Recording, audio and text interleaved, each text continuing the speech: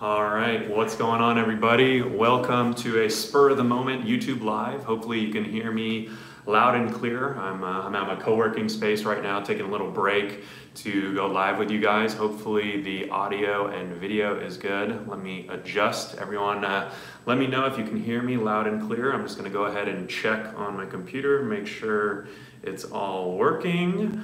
So yeah, we are going to be chatting about AB5 today. There's some big news, and if you guys are watching right now live, feel free to go ahead and chime in on the comments.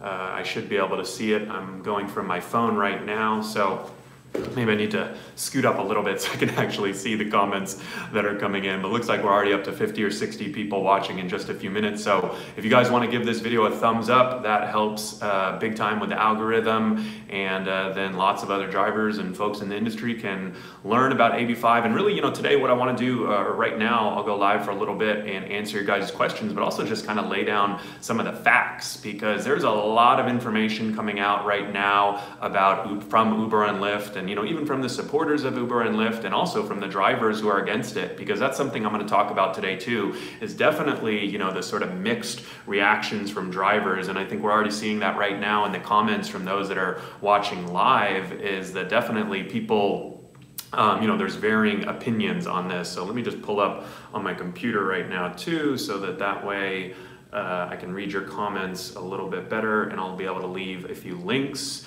into the live chat. Let me pull this up right here. And yeah, so I think I already saw Dave chimed in the live comments. He said, AB5 is not going to work out the way that you want. So definitely, what I want to quickly say right now is that as far as the actual facts of AB5 right now and where it is in the legislative process, is that the right word? So it passed the Senate and late last night, which was kind of the big hurdle, and now it's going back into the Assembly because there were some small changes, and I believe it's either just passed or about to pass there. And basically all that really is remaining to happen is the governor needs to sign it, and it seems like it's kind of formality at this point, needs to happen by Friday. So those are sort of the logistics of the actual bill. I'm going to leave a link right now in the live chat so that if you guys want to go ahead and actually go to the legislator website, I can't say that word for some reason, but basically go to the California government website, you can see the actual status of the bill, because right now, the actual bill has not been signed by the governor yet. So it's not an actual law yet, but it really does look like it's going to pass. So that's sort of what you need to know as far as the actual bill right now. So I see a lot of good questions coming in.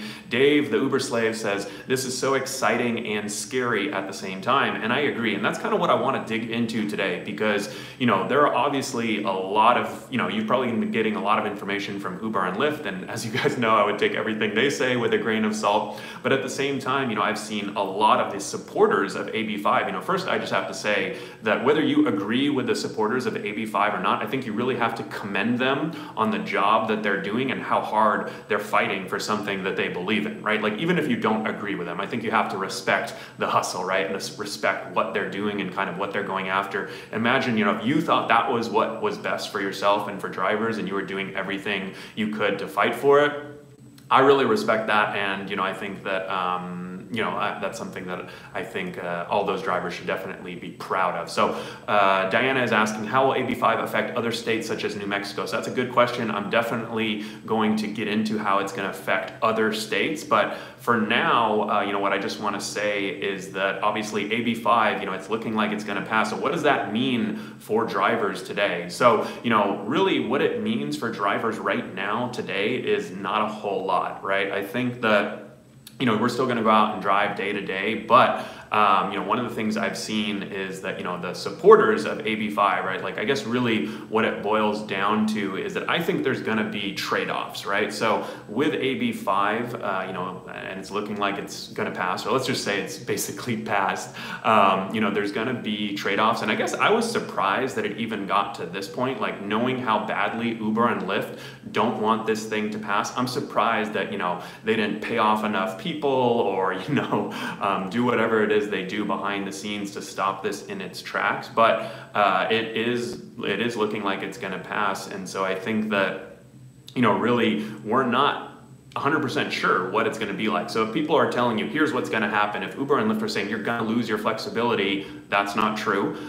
We don't know for sure. We can make some best guesses and judgments, and I'm going to go into that in this video. But you know, and the supporters at the same time, I've also, you know, to even like kind of be fair and criticize the supporters, a lot of supporters of AB5 are saying, you know, everything is going to be great, nothing is going to change, we're just going to get paid more, we're going to be treated like employees. I don't agree with that either. So I see a couple of you asking, what does the bill mean? So Mark says, what does it do? So really the technical definition of AB5, what it does is it codifies a Supreme Court decision in California called the Dynamex decision that applies an ABC test to determine whether workers are employees or contractors. And you can kind of go through that ABC test. We've talked about it a lot. But if you look at that ABC test, you'll sort of see that, wow, drivers really look like employees under that test. And that's why these companies don't like it. So instead of drivers, right now, you could go and go under individual arbitration and basically, you know, take Uber and Lyft to court and use this ABC ruling to your advantage and get them to classify you as an employee. But that's super expensive and it's costly. And so what this bill does is aim to make it a law so that government agencies, you know, could go and enforce it. And that's a whole nother piece of the puzzle of like who will actually enforce this. But you know, I want to start answering some of your questions right now. So if you guys do have any questions about AB5 or the specifics or mechanics or anything like that, definitely let me know. I figured this would be a pretty popular topic. We've got about 140 people watching live right now. It looks like we got Sergio, one of our rideshare guy contributors. He says, let the games begin. Harry, David says, I'd like to go into what Lyft has sent out to their drivers. So, you know, I think that is important because, you know, to be honest, if you guys are watching this YouTube live right now, you're probably a lot more or better informed than the average driver because, you know, we try to kind of tell it to you like it is and you're looking for diverse opinions outside of just what Uber and Lyft are telling you. But I imagine that a majority of drivers actually are just talking to Uber and Lyft and just looking at the messaging. And I think if you look at the messaging that Uber and Lyft, and so if you're in California, you've gotten these emails and these text messages and things like that. But if you're not in California, you may not have seen these messages that Uber and Lyft are sending to Uber and Lyft drivers. And honestly, like if you didn't know any better, they sound pretty scary. It sounds like you're gonna lose your flexibility, you know, you're not gonna be able to drive the way you want, when you want. But I guess what I would push back on what they're saying, you know, if you guys think about it, right, like this job over the past 1, 2, 3, 4, 5 years has gotten less flexible, right? And I'm not saying this is a good thing, but the direction the companies are headed in right now, and this is why it makes it so confusing. Like I think a lot of people would like to be true independent contractors, but Uber and Lyft are making it so that it's not. Doesn't seem so independent, right? They have these bonuses, these trip-based bonuses that require you to drive in certain places and certain times, right? And they're adding acceptance rate requirements and threatening you if you fall below this and cancellation requirements. And there's sort of, you know, a lot of the systems they're putting in place right now, especially with things like Lyft PPZ, which is personal power zones, the new Uber Surge. What it's doing is kind of preventing some of those drivers who, you know, really know what they're doing, like who know how to get those long surge rides or really, you know what they're doing, kind of go out there and out-earn the average driver. I see Mauricio here chiming in. He says, like Uber Pro, more conditions, right? Like, yeah, they'll tell you where the ride is going or where it's headed or how long it's gonna be, but you need to maintain a 90% acceptance rate. You have to have a certain rating, right? You have to have all of these other qualifications. So I think when you guys step back for a second and you really look at like the trend of rideshare, like, I don't know, to me, it seems like the companies are already kind of like exerting more control. It seems like they're starting, or not even starting, it seems like over the past few years they're taking more control over drivers' lives, and that's kind of like what they would do as an employee. So it seems like they're kind of making it the job more employee-like. Yeah, like it's great to be your own boss and drive whenever and wherever you want, but you can't really do that right now if you want to make the most amount of money. So I'm curious to know what you guys have to say. I see a lot of great comments coming in, so I'm going to go ahead and respond to some of these right now. We've got almost 200 people watching live right now, which is great. So if you haven't given this video a thumbs up yet, I definitely appreciate that. I think I saw Dan, the driving man, come in with a $5 super chat. So thank you bigly for that, Dan. I always appreciate the super chats. But If you guys don't feel like super chatting or want to save that money from your Uber and Lyft driving, I can't blame you for that. Just go ahead and give this video a thumbs up. And also real quick, feel free to share it on social media, Facebook, Twitter, YouTube, whatever you're on, just so some other drivers can see this, because I really want to inform you guys right now and answer all of your questions. So let's see what we got coming in. So Allison says, I'd rather go on welfare, I assume, than becoming an employee. Southern Emperor says, they are controlling us because of the times for us to make the most money. And I think that's a good point. Right now, it's great not having a boss and driving whenever and wherever you want, right? But if Uber and Lyft over time are restricting, for example, they've lowered rates over time and added Quest bonuses in a lot of cities. And so what does that do? It makes you drive, Monday through Wednesday, you have to do a certain number of trips in the core area, and Thursday through Sunday, you have to do a different number of trips, right? Like, it didn't used to be like that. So you can sort of see that trend that's happening. Sauce Boss says, it seems telling that there was a big layoff at Uber when AB5 passed. I don't know if those two directly, Uber just announced yesterday that they laid off 400 or 500 engineers, I believe. I don't think that directly had anything to do with each other, but I do think we're seeing that, like, it might be that Uber and Lyft might finally not turn a profit, but have to start thinking about eventually turning a profit. Like, hey, we can't just blow $1 billion a quarter and lose all this money and waste all this money. It seems like they're starting to think about, their spending, basically. So, Ride with Peterson, good to see you in here, another YouTuber. He says that New York Times just reported that Uber will not comply with the AB5 law. So this is a really good point, Peterson, and this is something I've kind of been saying from the beginning, is that if you guys know Uber and Lyft, right? If they don't want something to happen, they almost like fight tooth and nail to not let this happen, right? We featured a story last week in Cecily's Roundup where they're contributing $90 million. So the crazy thing is that this could pass as law, but there's like all these other backup plans that Uber and Lyft could do to prevent this from, I guess, being instituted, right? It's gonna become a law, but there's a whole bunch of backup plans that Uber and Lyft have, I suspect, or I know that they have a bunch of backup plans, and one of them would be bringing it back to the ballot so that California voters could vote on this. And the companies have already offered up $90 million to do that. So, that's kind of just shows you, like, that's probably one of their backup plans. And the other thing I've been saying is, okay, let's say, and I'm not saying this is bad or good, I'm just being realistic, like this is what Uber and Lyft are gonna do, okay? So let's say this thing passes, right? Or it does pass and, come January 1st, 2020, when AB5 goes into effect, and now all drivers are employees, like, who the hell is gonna enforce this thing, right? I mean, you guys know, we can all make fun of going to the DMV and dealing with government agencies, but Uber and Lyft are multi-billion-dollar companies. There's also DoorDash. There's all these other companies that use independent contractors. Like, what government agency is going to go out and try to enforce this? I mean, is it doable? Yes, but most government agencies tend to be understaffed and under-resourced and underfunded. So that seems like just a huge undertaking. Not that it can't be done. It's just like, I don't imagine anyone's raising their hand and be like, yeah, we'd love to go regulate Uber and Lyft and have all of their lobbyists and politicians attack us and have to deal with that. So, I think that that's something, definitely to consider. I see Rideshare Genius in here. Good to see you, Ezra. He had a good comment that I want to touch on. He says, I will never fail to be surprised to see folks arguing against their own interests. And that's an interesting point. It's one thing that I really want to bring up is because, I have talked to tens of thousands of drivers over the years. And one thing I will say is a lot of the stuff that they complain about, and rightfully so, low rates, no say and rules and unfair deactivations, the high commissions that Uber and Lyft take, having to do Uber Pool and Lyft Line rides, when you're not on a bonus, all of these like top 3 to 5 complaints that drivers have, I do feel like a lot of them would at least be addressed or start to be solved by becoming employees, by having a union. But it's interesting to me, the connotation of employee, right? Like, nobody wants that. Like, most drivers do not want that. The connotation of a union, a lot of drivers are against that. So I want to share right now, give you guys a little early preview of a stat that we just sent out our annual survey. We got almost 1,000 responses from drivers. So if you filled one out, thank you, and you will also be entered to win one of a bunch of prizes. So first of all, thank you if you filled out our annual survey. So I asked two really important questions that are important to this discussion and this debate. The first one was, would you prefer to be classified as an employee or contractor? Now I want you guys to guess and tell me what percentage of drivers, 1,000 drivers we surveyed, what percentage do you think want to be independent contractors, and what percent do you think want to be employees? I'll give you a second to think about it, type it in the chat box, or you could say it in your head.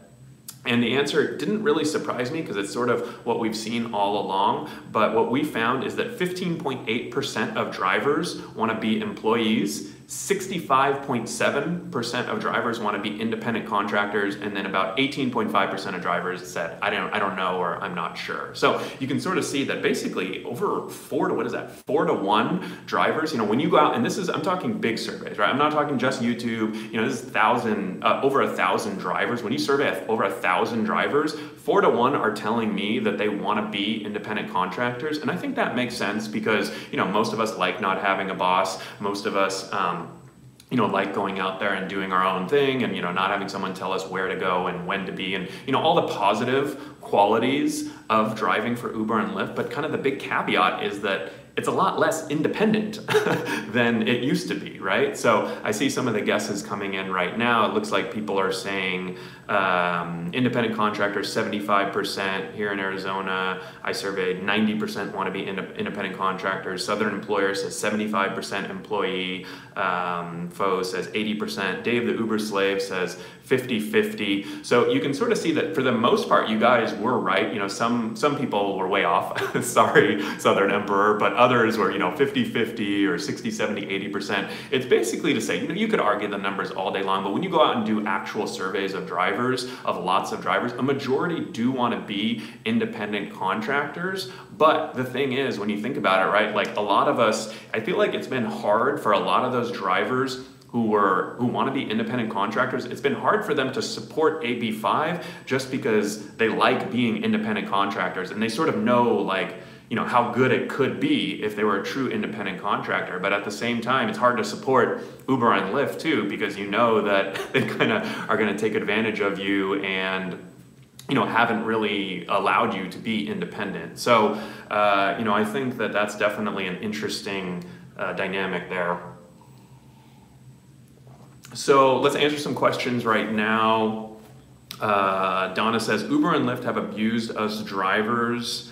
And let's see, Brian says, Newsom said he's all for it, so it's very likely to pass, and another flag for him to plant in the ground for his eventual run to the White House. So yeah, it looks like, it's basically a formality at this point. Governor Newsom in California already said he's going to sign it. So this is going to become law. And if you guys are wondering, if you're not in California and you're wondering all right, who cares about California? Harry, we know you're from California. Shut up about California already. The reason why this is so important for drivers everywhere is because other states are already looking at similar legislation to what California is passing. So you could sort of see a lot of other states following in California's footsteps. And I think that's what's really scary for Uber and Lyft is that if this passes in California, a lot of other states could and most likely will take this up because it is kind of popular with a lot of people. So let's start answering some questions. Ezra from Rideshare Genius had a good comment. He says, Harry, New York Times says the bill gives California cities the ability to sue companies. So that was one of the later amendments that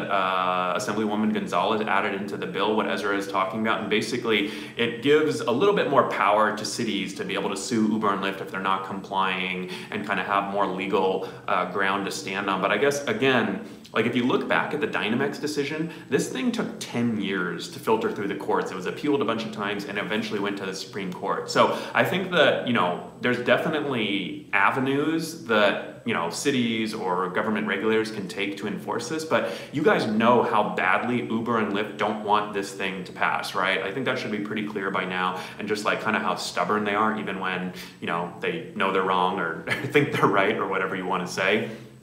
So what it is that basically what I'm trying to say is that this, even it could still be like a huge nightmare, a huge hassle to actually enforce this thing. Like cities could go out and sue it. Like Uber loves lawsuits, right? How many active lawsuits are they in right now? 100, 200, 300. So not that that wouldn't eventually work, but I mean, it could be like 10 years, 5 to 10 years before some of these lawsuits like actually mean meaningful change. And I mean, I guess in the meantime, like, well, my question is what happens to drivers, right?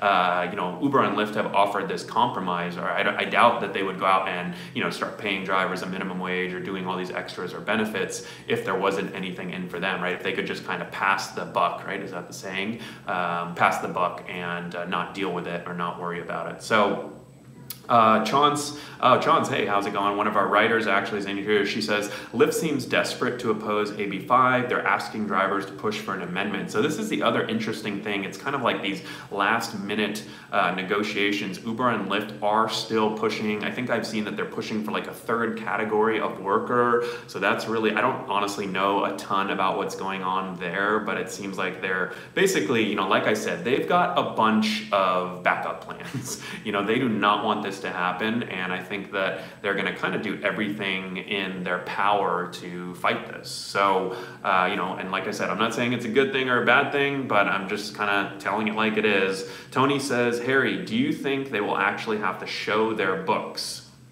So I assume, they're public companies, so they release all their financial data, but I assume you might be talking about their drivers or like a list of drivers to actually enforce or something like that. And that's another thing, right? Like Uber and Lyft may get, a subpoena from the government or something like that and could just not oblige, right? If they feel strongly enough about it. So I see Paula's on there too. Hey Paula, how's it going? And actually Paula brings up a good point. Uber and Lyft, their stock has been in decline lately. And I don't know, I guess one funny moment from today was I saw that AB5, it basically was announced that it's going to pass today, and their stock actually went up. I don't understand. I guess that shows you how little I know about stocks and trading and things like that.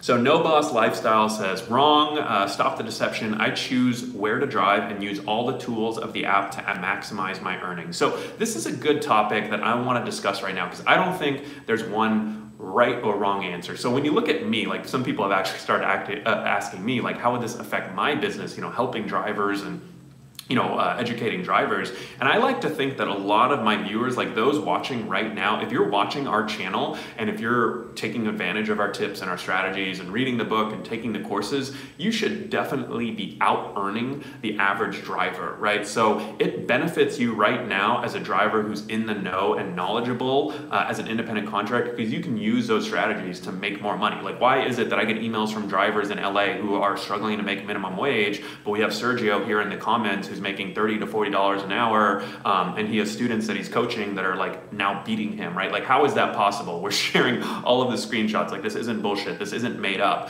It's because there is some variability, right? If you know what you're doing, you might not be able to make like $100 an hour more than someone else, but you can definitely make more than someone who really does not know what they're doing. And I think that if drivers became employees, I'm curious to know, what do you guys think would happen to those top drivers, right?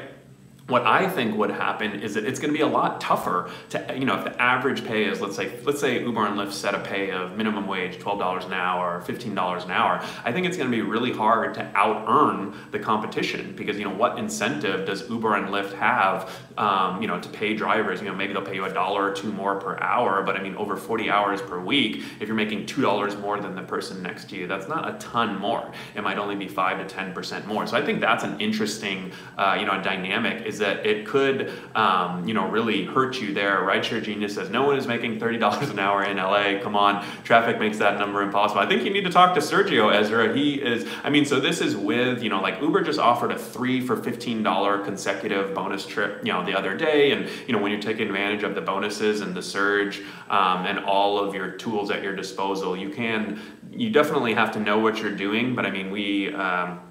we actually interviewed Sergio and shared all of his screenshots and everything like that. Dave, the Uber slave, says, I make close to $30 per hour overall, but that's not enough to pay for all my van expenses and still make good money. So it definitely is possible. It's funny, we're thinking about doing some in-person trainings to help drivers, because there's a lot that drivers aren't doing right now. Rideshare Lisa says they won't have to give bonuses anymore. So that's definitely a good point. And actually, Ezra, you're right. Sergio says app on hours though. So Sergio, so I mean, I guess it does depend on how you call it. Like Sergio will go out and drive and he'll take an hour break and go get coffee and relax. So yeah, if you count that, his hourly earnings do come down. But I mean, at the same time, if you've got other stuff going, so I guess you're right. It is maybe not like, maybe I should qualify that statement. You're right. It's not like a straight $30 an hour, but there are some sort of loopholes, I guess you would say. Like he'll take an hour coffee break. But I mean, those strategies that the people who are making extra money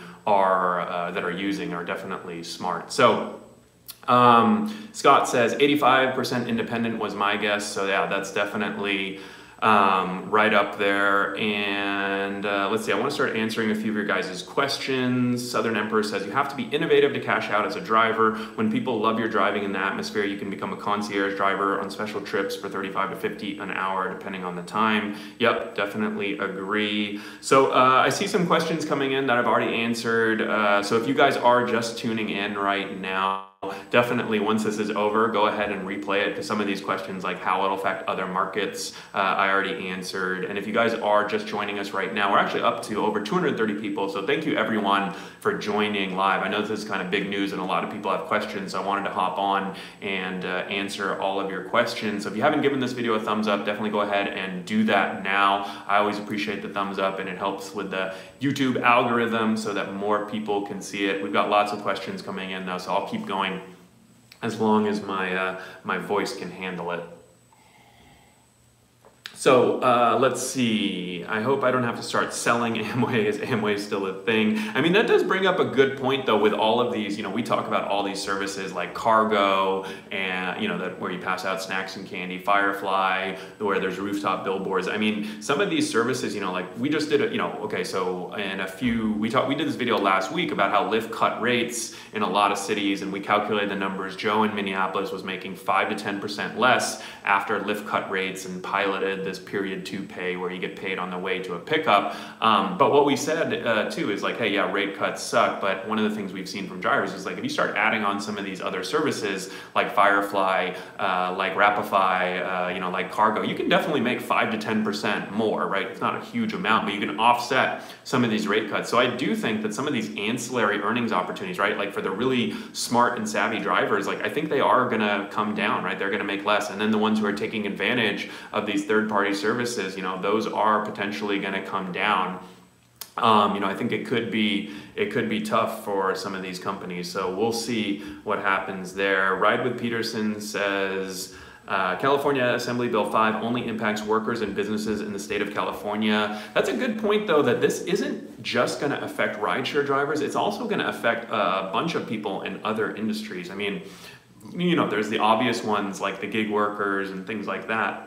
The delivery companies and all those folks, but there's a whole bunch of other people that are working, kind of independent jobs. So it's not just about Uber and Lyft drivers, but I know that it is, a big, segment of the population that it's going to affect.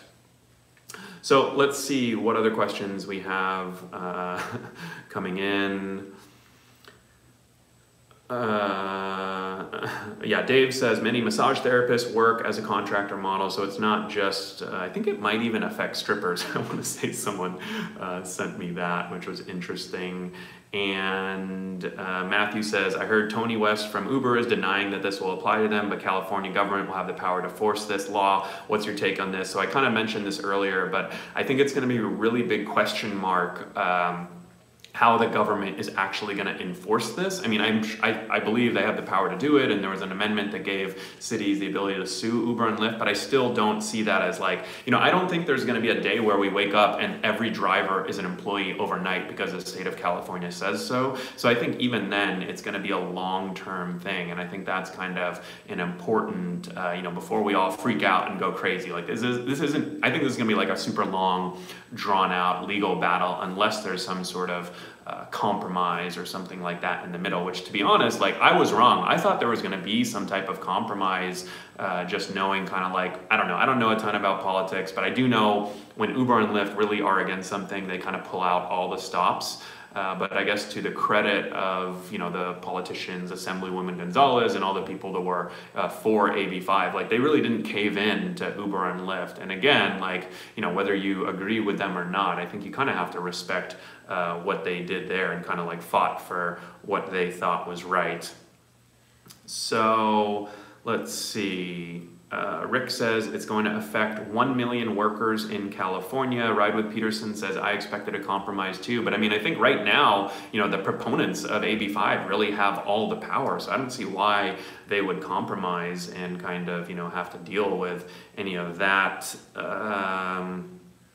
Frederick says, if Uber offered drivers $30 an hour to cover expenses, would that motivate drivers to oppose AB5? It's always been about the rate. So this is a really good point, and I want to get your guys' take, because I feel like a lot of drivers, like, they, you know, even the ones who are sort of opposed to AB5 or 4, I mean, I guess what I'm trying to say is that, like, I feel like Uber and Lyft had the opportunity to do the right thing for so long, right? Like, they know what drivers are for, like, they know what they care about, getting paid more, and you're not seeing like huge rate cuts and all this stuff that we always complain about that sucks because you don't have a lot of control over. I feel like if Uber and Lyft would have just kind of done the right thing over time, they could have avoided a lot of this mess. You know, I think I would be much stronger, you know, so like much more on the side of Uber and Lyft if the job was actually independent, right? If you actually had ability to set your own rates or get favorite passengers or sort of actually build a business as an entrepreneur, but they haven't really done that. And so I think that that's kind of like one of the biggest issues. I'm curious to know though, if you guys are for AB5 right now, would it change your mind if Uber and Lyft just paid higher rates, right? If you could make more money as an Uber or Lyft driver, would you be, you know, against AB5 basically? Because I think the answer is yes. I think a lot of these problems started happening, right? Like, no one was complaining about being an employee when they made more money, right? But when you have drivers who can go out and, like, if they don't know what they're doing, they make $4 or $5 an hour, that's when you start to get, you know, a lot of these people who really get pissed off. So I have a feeling that a lot of people would be in that camp, and it seems like, based off the comments so far, you know, in Andrew Yang We Trust said, hell yeah, pay at least $1 per mile. Paula says, me too. So No Boss says, the reason I drive is for the flexibility. My choice to take or not take rides, being able to get my money the same day if I want, not having a boss. So obviously, I'm guessing off of No Boss's lifestyle's name, he's against AB5, and I think I saw some of his comments. And I kind of agree with you, No Boss. Like, that's what I love about driving for Uber. But where I would push back is that you don't have that flexibility like you used to, right? Like, yeah, you can take or not take whichever rides, but over time, Uber and Lyft, like in Los Angeles, for example, have lowered the rates, right? And they've replaced, you know, they've sort of like offset some of the rate cuts with Quest bonuses, which force you to drive in certain times and certain places. So whether you realize it or not, they're sort of controlling you, but paying you the same amount of money, right? So it's like getting better for Uber and Lyft, but getting worse for you as a driver. And so that's where I think it's like really challenging for me to be anywhere close to Uber and Lyft's side, is that I would love to stay an independent contractor, but like, they're making the job less independent with every single day, right? Look at Lyft Personal Power Zone, and look at Uber's new Surge, and look at all of these programs that they're releasing. Like, they all kind of suck. It all makes it tougher for drivers. So that's kind of my you know, big issue there. And David says, you can't really not take the rides you want without being punished. I mean, I guess technically, you know, Uber and Lyft track your acceptance rate, and I think if you still ignore 3 rides in a row, they'll put you in a timeout, or at least Uber will. So you're not technically penalized, but a lot of drivers actually think that they are penalized if they don't accept enough rides. Tamara says, think we will have a choice to be an employee or not? Let me take a sip of water, because that's a good question. So Tamara is asking, think we will have a choice to be an employee or not? And I really like this question because, you know, I shared this stat earlier from my 2019 survey of over 1,000 drivers, and 66% of drivers wanted to remain independent contractors, right? And close to 20% wanted to be employees, right?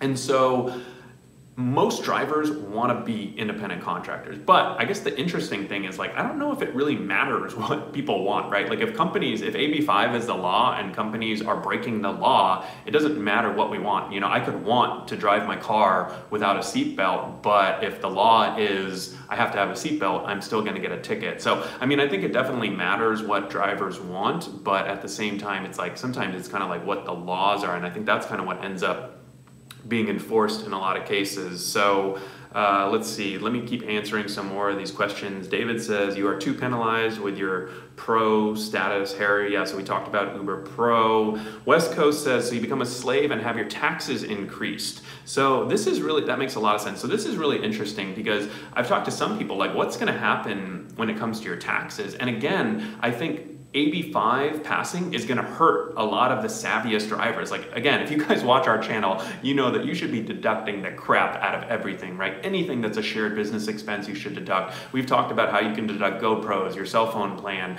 meals with other drivers, everything, right? Like you should be paying pretty close, and of course your mileage, right?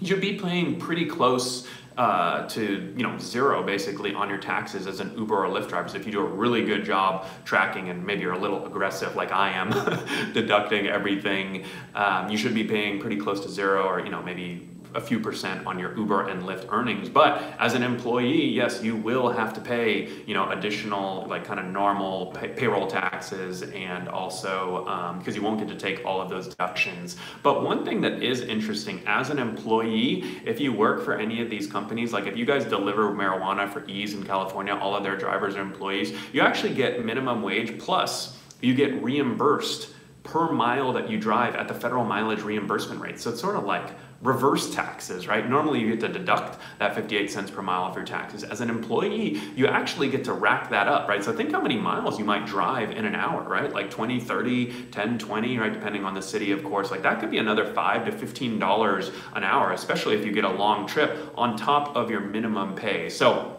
I'm just using this as one example because there's a lot of complexity, and anyone who's telling you this is 100% going to be better or this is 100% going to be worse, I would take that with a grain of salt because there's a lot of complexity, and we can definitely dig into some of these examples because I think that it's like with a lot of complex topics in life, there's like anytime you start digging into it, you're like, oh wait, this could be good, this could be bad. There's trade-offs. That's kind of what I wanted to say, right? There's going to be trade-offs of drivers becoming employees. And I guess that's one thing, if I had to criticize the proponents of AB5, like I don't see them talking about a lot of the trade-offs.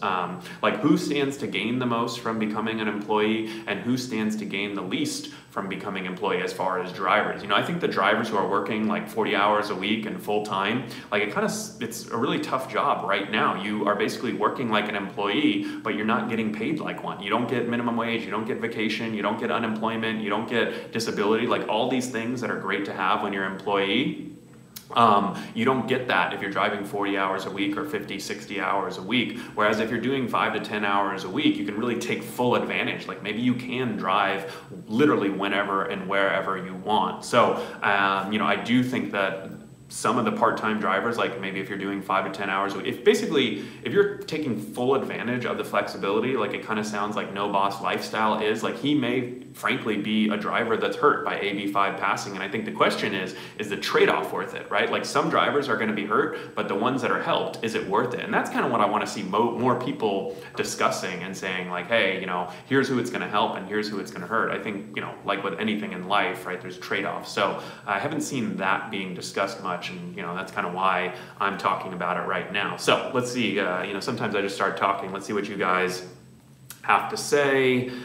Rick says, we'll need to wait and see what happens between now and January. If companies like Lyft and Uber don't want employees, they can change things so that we are true independent contractors. Really good point, Rick. The other thing I was thinking is, what if Uber and Lyft start hiring drivers as employees, but then they also hire independent contractors, and like actual independent contractors, right? Ones where you can imagine if you're an employee for Uber and Lyft, then you go, they tell you when and where to work and whatever, whatever it's like to be an employee. But if you're an independent contractor, you might get like the shitty jobs, but you still have the ability to drive whenever and wherever you want and see where the trip is going ahead of time. It could actually be more independent. And I mean, frankly, like a lot of businesses do work like that already. At my last job as an engineer, you could be an employee, or there were employees and you didn't get paid as much, but it was a lot more safe and secure. And then there were contractors who came in whenever we had a big project and they got paid more, but they could be fired and let go at any time. So that's an interesting model. And so that's sort of when you hear Uber and Lyft say that, hey, this could absolutely not work, right? That's where I call BS, right? It's like, hey, there's all these different options. I have no idea what it would look like in the future. That's like the only thing I know for sure is that I don't know. But, we'll see what happens. Okay, so let's see, what other questions do we have coming in? Tamara says, won't this make drivers accept more trips and not cancel, or they will be at risk to lose their newfound employment, and you probably cannot do more than 30 for health? So Tamara, that's a really good point. But guys and girls, if you look at the new pay structure that Lyft is testing right now, what are they doing? They're now paying drivers from the moment you accept a trip, right, which they didn't used to do, but they lowered the rates. I would say cut the rates, right? They're now paying much less. So what are they trying to do? They're now saying that like you have to accept more trips, or they're encouraging you to accept more trips because they're now paying you from the moment you pick up. But those long trips, right, like if you're going 65 miles an hour, right, if the mileage rate comes way down, you're not going to make as much, right? So it's sort of like these companies are already shifting. Like if you look at all the programs and incentives that they're doing, they're kind of like already shifting towards an employee model, but they're just not paying drivers like one. And that's kind of where it's like I have to call BS on all these arguments that Uber and Lyft are making. So White Duck says 224 people watching and only 70 likes. I think now we're up to 78 likes. So if you guys haven't given this video a thumbs up, definitely do so right now. I know some drivers, though, they tell me that they like to watch the videos and my YouTube lives when they're driving. So if you guys are out driving right now, definitely thank you for that. I think I'll go for at least another 5 to 10 minutes. I reserved this room for an hour. I might get kicked out pretty soon, but if not, I'm gonna keep on going. So Sterling says 1099 contractor is much better. I'd be curious to, feel free to elaborate and tell me why. And then, the other stat that I want to share right now, so I talked about the stat we shared from my survey about employees versus independent contractors. And the other thing I'm not curious, but we asked drivers, are you for or against AB5? And we kind of gave a quick rundown of what it was. And this is we asked in our survey. So if you guys filled out this survey, thank you very much. We'll be announcing some winners shortly. But we asked, are you for or against AB5? And we gave 3 options. I'm for AB5, I'm against AB5, and I'm not sure. So I'm for AB5. 26% of drivers said I'm for AB5. I'm against AB5. 39% of drivers said I'm against AB5, and then 36% of drivers said I'm not sure. And I don't know, I've been talking to a lot of drivers about this, and I've sort of been telling people that it's split, but I think there are more people who are against AB5 than for AB5, but it's kind of like a very reluctant against. It's like anytime you're on the same side as Uber and Lyft, you kind of have to think about like, hey, do they really have my best interest at heart? But I just thought that was interesting. We'll release these full results in a week or two, but it is interesting that a majority of drivers are against AB5, but it does seem like the most vocal drivers are the ones that are, like in my comments right now, pro AB5, protesting and, really getting the word out and on social media and all that. So it was definitely interesting. No Boss says 90% of drivers I talk to at a bum lot here in Phoenix say they're against becoming employees. And that's a good point. Like I said earlier, most drivers are not on YouTube. Most drivers are off doing their own thing, and they're only getting messaging from Uber and Lyft about super important issues like this. So you can imagine that if you have only seen Uber and Lyft's messaging about like everything that's gonna change and get for the worse, which I think is all, maybe not BS, but I think it's all way overstated. You can imagine that like most random drivers on the streets, if they've only been talking to Uber and Lyft about AB5, are probably against it, right? And I think that's what we've seen. Sergio also went to the LAX lot recently and interviewed 40 Uber and Lyft drivers. We've got an article on the blog about that. And a lot of them were against AB5, I believe. But what I have seen is that once drivers start talking, or once you start educating some of of these drivers about what the bill means and what could happen. And, I think we even heard this when I interviewed Nicole Moore from Rideshare Drivers United, is she told me, a lot of drivers are against AB5 at first, but once they start, kind of learning about it and seeing what the facts are, a lot of them kind of switch sides. So definitely interesting. No boss, let's ease up on the California bashing, guys. I live in California. It is like 72 and sunny right now. So without getting into the politics, there are some benefits of living in California. I know it's expensive, but let's maybe ease up on California, guys. I live here. I grew up in California. So I know it's fun to bash on California, but I'd prefer if we take it easy. So Dan says, Jay is no longer happy making content. He feels he has another calling in life. Give him his liberty, Harry. Let him fly with the birds, wander the streets of Thailand. Jay is still driving about 20 to 30 hours a week, which for him, he was always like a 40 to 60 hour a week type of guy, and that's how he racked up 25,000 trips in just a few years. But he's doing a lot of content. If you guys haven't checked out his new podcast, The Rideshare Dojo, definitely check that out because it's super nitty gritty, like kind of by drivers for drivers. So definitely recommend that. Wei says, so as employees, will we lose the 54 cent per mile deduction? Yes, you will. So as employees, you will not be able to take that per mile standard deduction, which is a downside. I think it's 58 cents a mile, but you will actually get, in California at least, reimbursed at 58 cents a mile, which is like kind of separate. I know it's confusing, but it's separate on top of your pay. And we have a really good article on the blog about driving for ease, or one of our contributors, Dash Bridges, went out and drove for ease, so which is marijuana delivery, and they actually already pay their driver, or they already hire only employees. So that's kind of like a good preview. And next week on the blog, we're going to be we're going to be writing about a company called Ride Alto, ALTO, in Dallas, and they actually use employees as their drivers right now. They're a little bit more of a luxury service. They provide cars for their own drivers and pay them a little better. So it's kind of interesting. We'll sort of start previewing what life could be like as employees. Dave says, that's awesome. Got to check out Jay's podcast. Yeah, definitely recommend it. It's been a lot of fun for him doing that one. And I think Rideshare Dojo is Jay's podcast. If you guys type that into iTunes or wherever you get your podcast, you'll be able to check that. I appreciate everyone who super chatted. I think I'm up to $23 right now. So in just under an hour, I made more than I would have done Uber and Lyft driving on a Wednesday at 1 p.m. So thank you guys. If you have any final questions, feel free to get them in right now. But we'll be definitely covering this a lot in the future. And of course, if you weren't able to catch this live, go ahead and leave a comment below and I'll get back to you as soon as I have time. I think a good question to end on, I don't think I've answered this, is sort of when this might come to, I guess I did touch on when it might come to other states, but Brandon says, when will this be nationwide complete? So this AB5 only applies to drivers in California, but it could, other states are looking at similar legislation, so it could happen in other states. So definitely, we'll see what happens. Like California will be the guinea pig for this one, and we'll see if we screw it up or not.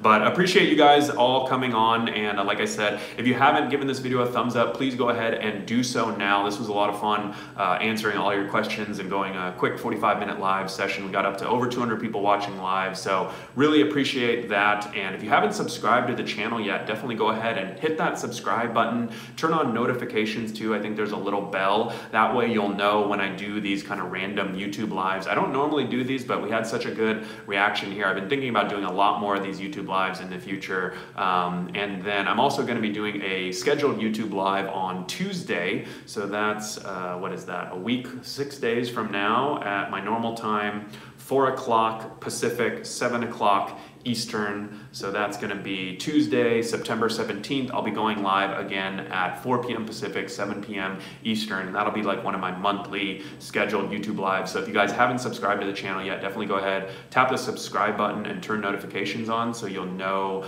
when I go live. All right, take care and stay safe out there, guys and girls.